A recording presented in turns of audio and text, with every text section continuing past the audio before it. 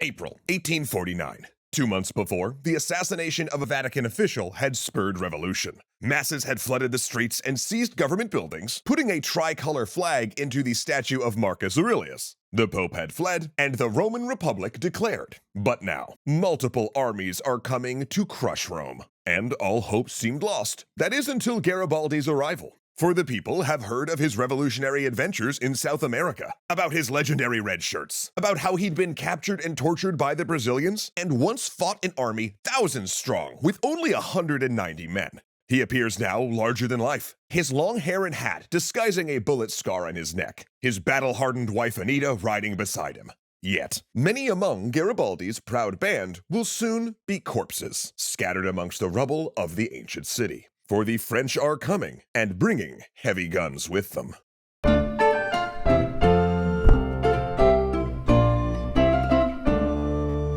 Thanks so much to Nebula for continuing to be the best deal in streaming, and bonus, we put all of our extra histories up there a whole week early and without ads like, this one.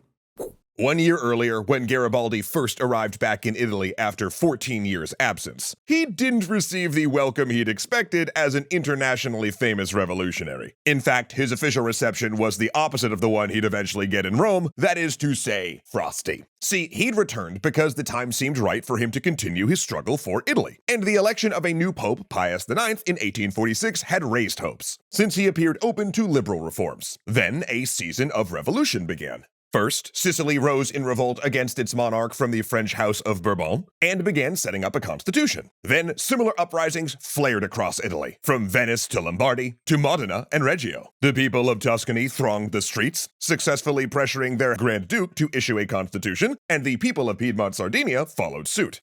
In Milan, civilian militias drove the Austrian army out of their city in 5 days of brutal street fighting, immortalized as the 5 Days of Milan, triggering an Austrian intervention that began the First War of Italian Unification. This was the beginning of what Garibaldi's friend, the radical head of Young Italy, Giuseppe Mazzini, dubbed the Risorgimento, or resurgence, a term that would lend itself to both the era and the process of Italian unification. But despite Garibaldi's international renown as a guerrilla leader and revolutionary, he had difficulty finding himself a place in this chaotic landscape of new constitutions and tricolor flags. His first instinct was to return to Piedmont Sardinia and offer his services to King Charles Albert, who was gearing up to fight the Austrians. But when Charles Albert had accepted a constitution and was talking up the possibility of unifying northern Italy, he spurned Garibaldi. See, while Charles Albert did dream of kicking the Austrians out and uniting the whole peninsula, he was still a monarchist opposed to republicans like Garibaldi and Mazzini.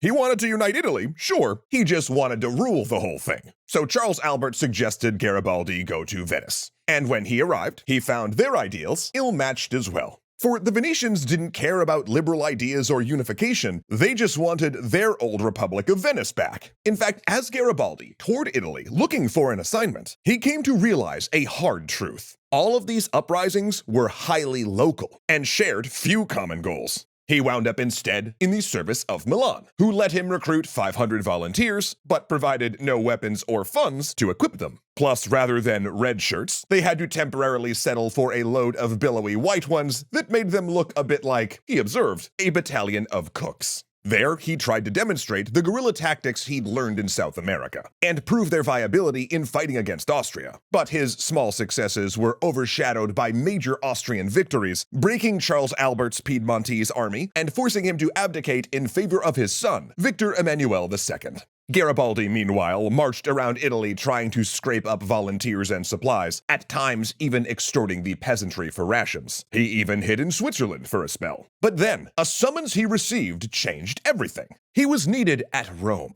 In February, a revolutionary had stabbed a powerful Roman government official to death, sort of a tradition around those parts back then, triggering a citywide uprising. Crowds seized the squares, and Pope Pius fled in a coach, literally wearing, no joke, a big pair of glasses as a disguise. For a government, the rebels voted in a representative assembly and triumvirate that included Mazzini as one of its 3 heads. So now, Garibaldi had his battleground, the eternal city of Rome. He was elected part of its constituent assembly and began preparing defenses for the 2 armies they knew were coming. Pius, after all, was the Pope, and he'd gotten 2 highly Catholic kingdoms, France and Naples, to pledge to restore him. For political reasons, Garibaldi was not technically in command of the defense. That had to be someone Roman, but he was the most notable commander. Unfortunately, his Italian legion were not exactly veterans. A few were old followers from South America, such as Anita and his chief aide, a formerly enslaved man he'd fought with in Uruguay. But the rest were largely civilians, students mostly, who were eager but not well trained. At least he finally found his troops some red shirts to replace those billowy white ones. And he would have a chance to use those new uniforms on April 30th, 1849, when the French army reached the gates of Rome. The French had assumed the Republic troops would flee at first volley. They carried no scaling ladders or siege tools. In fact, they were so sure there wouldn't be a fight that when the first pair of cannons fired at them from the walls, a French officer dismissed it as a noonday gun. The ancient walls lit up with gunfire, cutting the lead French to ribbons. Then Garibaldi's red shirts sallied out in a frontal charge. "Come on, boys," Garibaldi yelled, waving his saber atop his white horse. "Put the French to fight like a massive carrion! Forward with the bayonet!"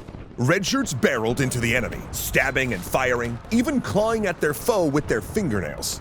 Stunned, the French called retreat, leaving 500 casualties and over 350 prisoners. Garibaldi requested to follow up the attack, but Mazzini, determined to show their war was defensive, called a ceasefire. Instead, Garibaldi was sent to halt the expeditionary force coming from Naples. His legion successfully stopped the Neapolitans in a brutal 3-hour fight on May 9th, then defeated it a second time 10 days later, sending it into full retreat. But it was only buying time. The French were only negotiating as they waited for a contingent of 30,000 reinforcements. And on June 3rd, the French broke the truce a day early in a massive assault. Garibaldi met them everywhere. He battled them on his white horse, turning exquisite villas into forts, and fighting through the plazas and alleys of the old city. More than once, his red shirt hid injuries, so his men did not know he'd been wounded. Anita continued to prove her worth, taking command of a red shirt detachment to drive off an attack. But there were losses as well. His aide and companion from Brazil, who had liberated himself from slavery, died in the defense. Another of his favorite aides, a boy of 21 who had written the lyrics to a new patriotic song that Garibaldi liked to hum in combat, took a bullet in the thigh. Despite an amputation, the youth died a lingering death of gangrene, never knowing that his song would eventually become Italy's national anthem. Things turned even worse on day 2, when the French took a hill overlooking Rome, allowing them to bombard the city with heavy artillery. Yet even as friends fell dead around him, Garibaldi remained defiant. Each dawn, he went to the wall to smoke cigarettes, letting the snipers take shots at him. He took over a villa as his headquarters, and despite the shelling, invited officers to attend elaborate multi-course dinners in the garden. Attendance was sparse, however, as several nights in a row, officers eating with Garibaldi were eviscerated by artillery. But by the end of June, even the indomitable Garibaldi could see that the Roman Republic was no longer tenable. His friendship with Mazzini had also broken as they argued over policy and strategy. Mazzini's monetary policies had caused hyperinflation, and Garibaldi was furious that the triumvirate had fallen for the bad faith negotiations France had used to recover from their early loss. On June 30th, he slammed into a meeting of the triumvirate, still covered in blood from fighting in the streets. The trio was discussing whether to keep fighting in Rome, evacuate and start guerrilla operations in the mountains, or surrender. Garibaldi insisted they evacuate, then continue the fight. "Wherever we go," he said, "that will be Rome." Mazzini and the others opted for a negotiated surrender. And Garibaldi, battered, bleeding, his friends dead, and his Anita weak from another pregnancy and illness, left Rome with 4,000 troops, those that would fight on. But some, like Anita, would not fight for much longer. And if you want to see what happens next as Garibaldi tries to evade the Austrians and eventually make it to New York, dude gets around.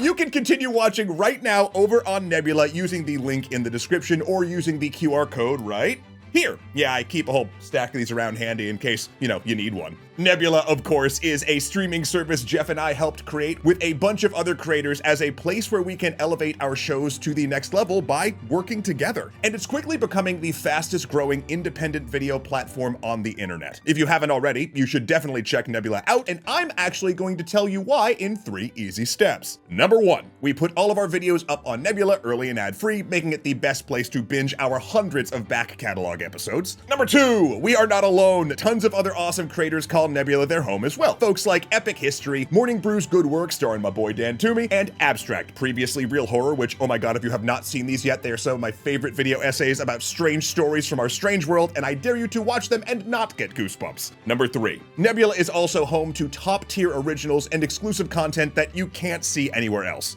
Things like Real Life Lore's War Room, which brings you in-depth monthly updates on conflicts across the globe, Abigail Thorne's upcoming dark comedy, Dracula's Ex-Girlfriend, that I am super psyched about, and of course, you can see every episode of my road trip game show of treachery and deceit, The Getaway, because they're all available on Nebula right now. So, if you have been waiting to see how the Wendover crew messed with me and a van load of other creators, now is your time.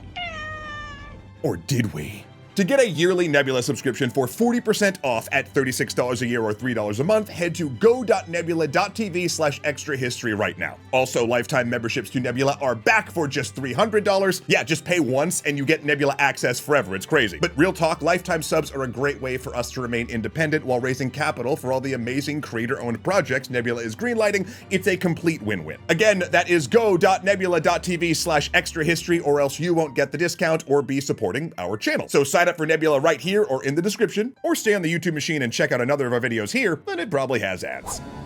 I gotta tell ya, Kuyakoi, Joseph Blame, Izzy Coin, Hunter Z, Fox Doc, Dominic Valenciana, Argalite Games, and Angelo Valenciana are just the best legendary patrons.